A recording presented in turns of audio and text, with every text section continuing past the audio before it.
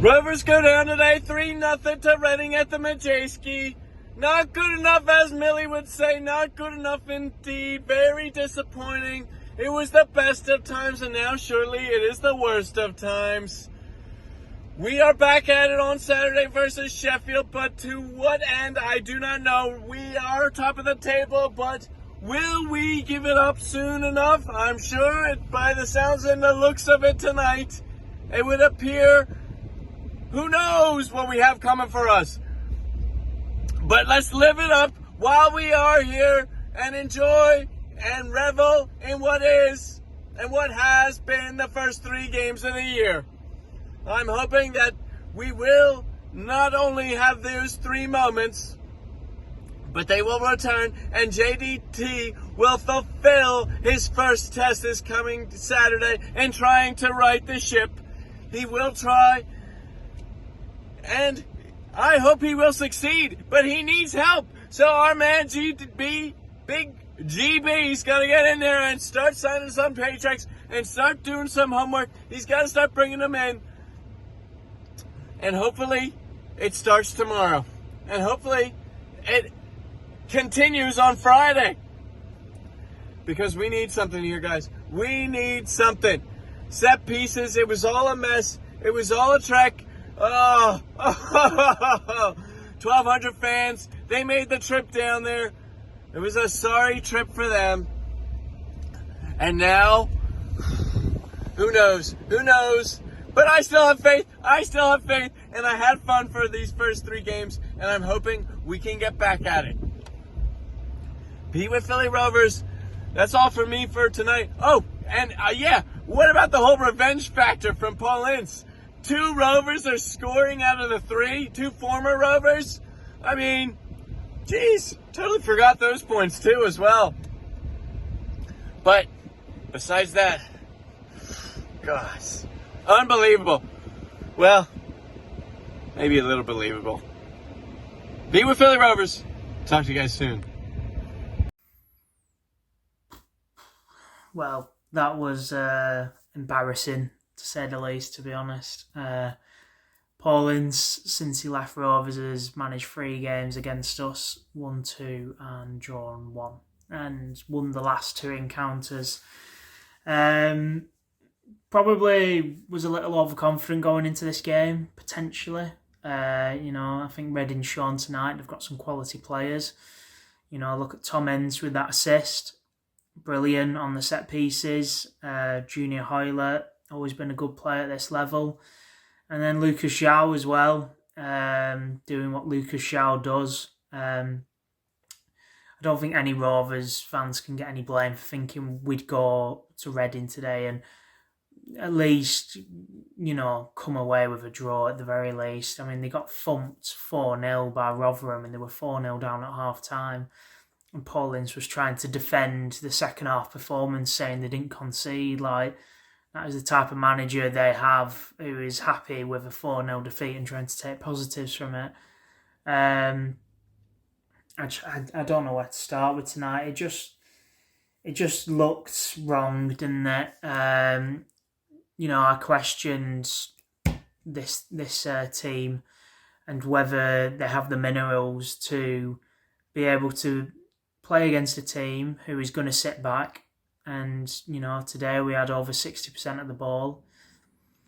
And whether we can break them down. Something this team hasn't been able to do for years. Play against a team that sits back, allows the pressure. And as we shown last year, and the year before that, and the year before that, we still can't do it, unfortunately. And that is probably why, we won't make playoffs until we can do that, because it's a clear game plan to have against Rovers, unfortunately. It's quite clear yet again this season. We're a team that likes to play on the break, likes to play on the counter, doesn't like to have the ball. Our 3 wins this season, we haven't dominated the ball at all in any of those games. The 2 games at home were close to 50-50, but the opposition still dominated the ball, and that's at home. And then Swansea away, we only had 28% of the ball, I think it was. You know, you're looking at games like we're going to be having Reading at home this season, Rotherham at home. There's going to be loads of other games where teams are coming for a point, coming to sit back, and we're probably going to find ourselves in this position more than a few times, unfortunately. We'll have the good performances when we're not having to actually play, but unfortunately, it's just not something this team can do. And it seems like, judging by tonight's performance and how inept we were, how crap we were, that it can't be a managerial thing. Because I thought potentially it could have just been under Mowbray, just couldn't coach them how to play with the ball. It seems to be a personnel thing. I'm not sure who JDT and Greg Broughton need to bring in so we can unlock defences in these types of games, but we are absolutely useless at playing against a team that gives us the ball and sits back and soaks up the pressure. Awful. Can't do it at all. And also, I question this team at times when we go a goal down. There's not in last season, I think we probably only won once or twice, maybe, coming from behind. I can't remember any more than maybe once or twice. I question the players' heads at times, letting them drop, starting to do silly things, losing their head. And, this team is going to concede first at times this season. So we need to be able to come back from that if we are going to find ourselves anywhere near those playoff spots. Looking at the team today, Kaminski made a brilliant save from one of Shane Long's shots, but then equally probably should have saved Hoylett's. The other two goals he can't do anything about, but I think he'll be kicking himself, especially that second one. It's one that, it's at his near post, and I think he'll be disappointed with. Britton and Phillips, I can't really comment on. I didn't think they have good games or bad games really today. Ayala, ever present, and even today was a 7 out of 10 for me. Wears his heart on his sleeve, was very pissed off in the first half in particular with how we were playing, and still got up there for plenty of headers and knocked him out. Pickering was just disappointing again. I'm not really sure what's happened to Pickering. Last year, I thought we really had a player on our hands, this time last year anyway. And since that injury, he's come back and he's just not looked the same. At this point, he may as well be Amari Bell, to be honest. It's starting to get to that point, in my opinion. I really think we need to bring Styles in, and then you either move Pickering or Edon on, in my opinion, because obviously we don't need 3 left-backs. But yeah, he's been really disappointing, to be honest, Pickering. And even though Edon had a really bad 10 minutes when he came on against West Brom, give the ball away twice in those 10 minutes, and could have quite easily cost us a goal, to be honest. It's probably the only bad 10 minutes of football he's had since JDT's been here, realistically. Brilliant pre-season, brilliant in the Swansea game, brilliant against Hartlepool. I think he deserves a chance because Pickering can't keep getting away with churning out below average performances, which he pretty much has done for each and every one of these games. He's not been a good performance in my eyes anyway in any of these league games for me. Travis and Buckley, what can you say? I mean, my opinion, I think Travis should have gone off for Morton. I think, JDT could have been maybe a bit braver in, maybe lacking that bite and defensive capabilities in midfield, but bringing Morton and Buckley on to potentially just unlock that defence, find the pass, which both those players are capable of doing. But unfortunately today, Buckley didn't show that really, which is surprising. It's not like him, but I feel like JDT could have been a bit braver there. First half, Sammy Smodic, I've got to say, other than score against Swansea, he really hasn't done anything for me. And, you know, he's worked hard, he's chased people down on the press and whatnot, but I'm not going to lie, I haven't been too impressed. He scored on his debut, fair enough, you know, it's always good to do that. Took his goal quite well. At the end of the day, it was not a tap-in, but it was an easy finish, but he still took it well, put it away. But other than that, he didn't really do anything at Swansea after that. Didn't really do anything against West Brom, if you ask me. And today, nothing. So I think Dak's got to be knocking on the door. I'd probably still start him against Sheffield United, but if he puts another poor performance in, like I think he has been, I think Dak definitely has to get the nod, especially if he does well against Bradford in the cup, which you would hope he would.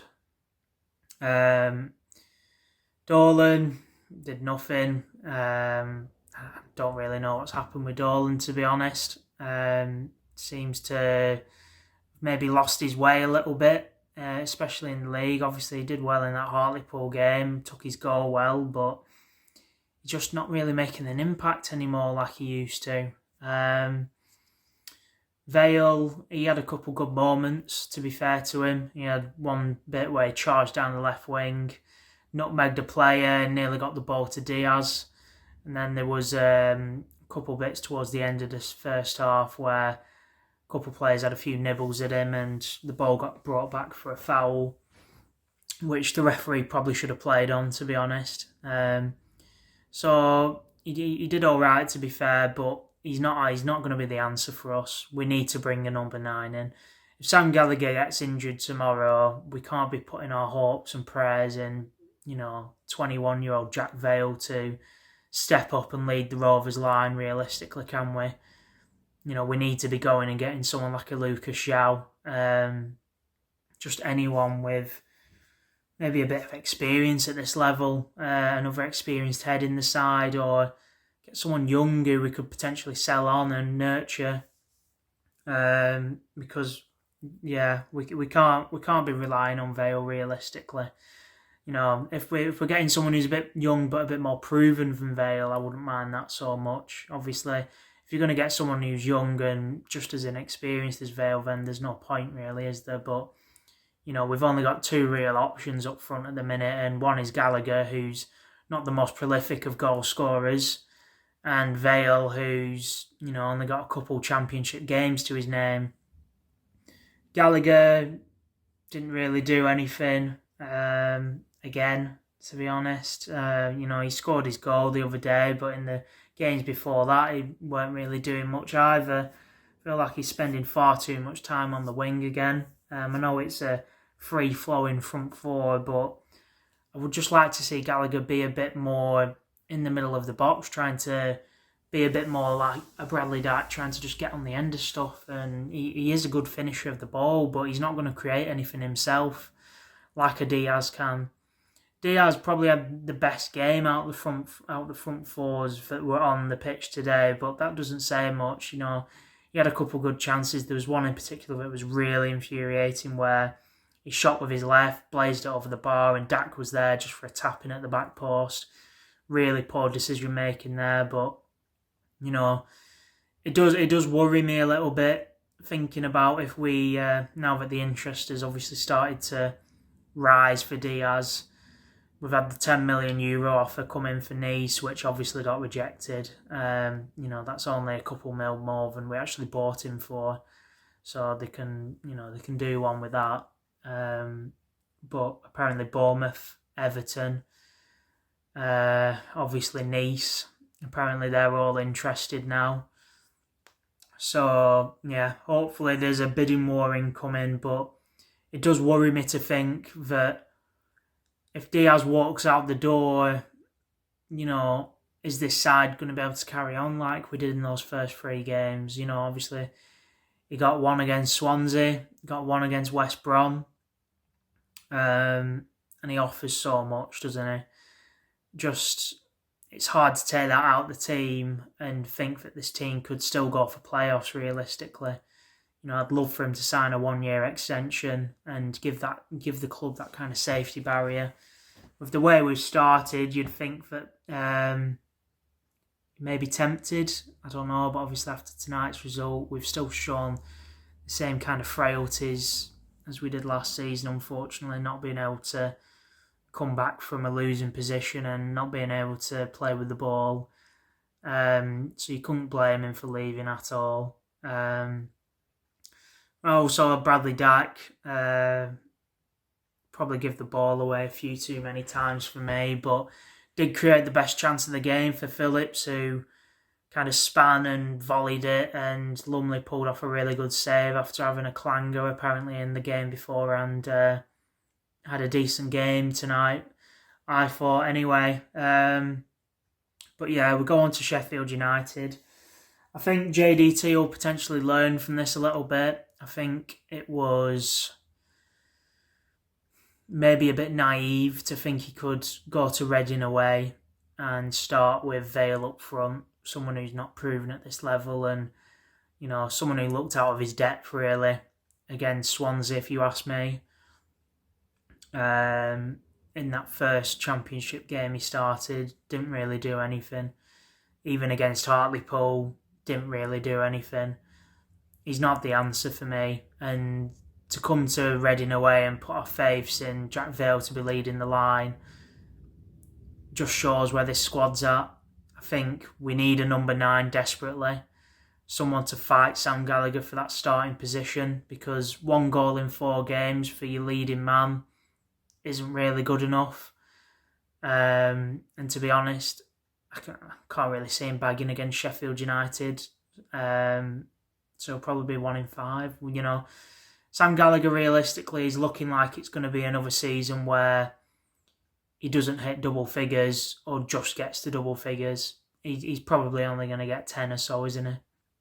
Unless, Diaz leaving gives him a kick up the arse and kind of takes it by the reins like Armstrong did when Dak got injured, and like Diaz did once Armstrong left. But he doesn't strike me as that kind of character personally. So I think we definitely need someone, maybe Jamal Law. I know apparently Bournemouth are looking to maybe ship him off. I think we need another centre-back, probably another one as well, to be honest. I think we need a left-back. Don't think Pickering's up for this, to be honest with you. He's looked very lacklustre, and I don't think we can be putting all our hopes in Teo Edun, to be honest. So I think, wouldn't mind a Styles by any means. And obviously if Diaz goes, we need a Josh Bowler or someone to come in on that wing. Josh Bowler would be a great replacement.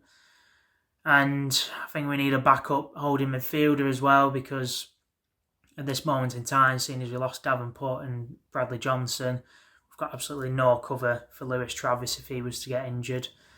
If you put Morton or Wharton, Garrett, don't think any of those players can do the dog work like Lewis Travis does.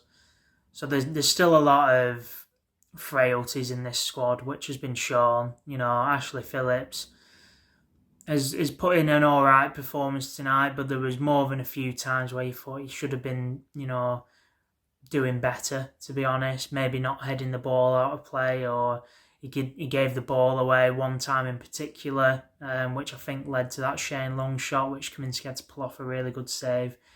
He isn't the end product. We can't expect him to be the end product, even with all the hype, and he probably is a year or two away realistically for being able to start for this club. So it's a lot of pressure to put on the young man, and fair play to him. If Matip hadn't got injured for Liverpool, Van der Berg would probably have started today. We probably already have him. So hopefully that deal isn't dead in the water now that Matip's injured. But yeah, really disappointing today, to be honest. And I'm hoping JDT gives him a kick up the arse, because it was embarrassing, to be honest. That isn't the side we've seen in the previous 4 games, and I'm not sure how it's gone so wrong tonight. But I think JDT will learn from it, like I said, not to, make changes like that and kind of underestimate Reading a little bit, playing such a young kid like Vale up front. I didn't mind Dolan coming in for Hedges too much if Hedges is leggy. I think Dolan is a first team player at the end of the day. But again, Dolan, when Hedges has been so good, to be honest, in these first few games, it is a bit questionable putting Dolan in, who hasn't really done much other than score against Hartlepool. So bring on Sheffield United, I guess. It kind of makes that game a bit more important now, obviously, because I think JDT would have been going into this game, at least wanting a draw, at the very least, you would have thought. A team, again, who got smacked by Rotherham 4-0. Rotherham, who are going to be down there, you would have thought. So I think most Rovers fans going into this would have thought we'd go here and do the business. So it does kind of put a bit more emphasis on that Sheffield United game now. Means we have to go there and hopefully get a draw. But, the game after that, Stoke at home, that's not going to be an easy game either. Then you've got Blackpool away. Hard game after hard game at the minute for the next few anyway. So hopefully we can register some points. Hopefully this is a bit of a wake-up call for the players who are on the pitch today. And I'm just hoping we can bounce back from this and JDT can still get his manager of the month. Where do I even start when I say that what the hell were that, Rovers? Honestly, we've had such a good run in the past couple of games from the start of the season as well, and then just bam, 3-0 loss. I feel so bad for the fans that actually travelled all the way down there and all the way back up from Blackburn, let alone from the rest of the country. Can you imagine a couple of them travelling from the northeast? I don't... How the hell did 3 goals get let go past? Because I know Kaminsky, it weren't all entirely his fault, because I know that when they scored the first goal, no one was marking him. So he had plenty of space to be able to go and score. And then the second and third, I think it was the third one, I can't remember now. But one of them anyway, Kaminsky just couldn't be bothered. He just stood there. He didn't even go to get it because he knows that we lost. Oh, now I don't know what the attendance is going to be like for the Stoke game, because obviously we've had such a good run in and obviously that brings more fans. But after today, they might all be asking for the money back. So back to reality now. We've crashed down to earth like a ton of bricks. And it's back to the reality that we need reinforcements, Venkies. We need more players in. If you want us to be up at the top of the table, or at least in the top 6, if you really want it, and you should, you've got to do something about it. And it can't all be hinging on selling Ben Brereton Diaz. It can't all hinge on that. And we should be keeping him, because we won't be able to replace him with a player of his calibre. That's my opinion. And Benkies just need to be doing whatever they need to do to get the right players in. Whether that's a loan or a free transfer or whatever. But, we can't be waiting on something to happen with Diaz. Bring the players that we need in. The defenders. Players that can keep the ball better. Experienced players. Yeah. We need some experience in this team. We need more. And Benkies, you've got to do something about it. Because, we can't wait on Diaz to get sold for the money you want, because it might not happen at all. We need the players in now, or else we won't be at the top end of the table. We won't be where where all the Blackburn Rovers fans want us to be, and where you surely, Venkies, where you surely want us to be. You've got to do something about it to keep us there.